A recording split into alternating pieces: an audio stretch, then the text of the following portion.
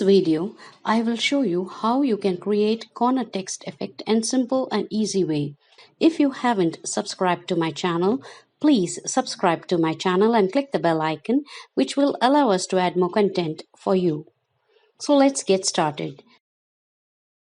First, let's create the text that we want to add in the corners of the room. Let's create some random text here, one below the other. Next, we need to copy the text content here. We want to add it in the corner. We need to add a separate blank layer here for the process. Next, we need to click Vanishing Point under Filter, which will open a new window like this. Here, we need to click this rectangular panel tool icon and draw the layout resembling a corner shape like this.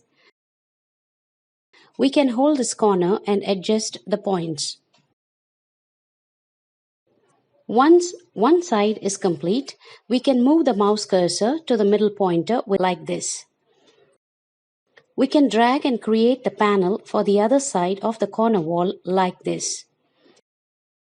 And next, we can paste the copied text layer here. We can select the transform option or Ctrl+T option before dragging the text so that it's easy to adjust the text inside the panel, and you can see the corner text has been set up. I hope this video is helpful for you in your creation.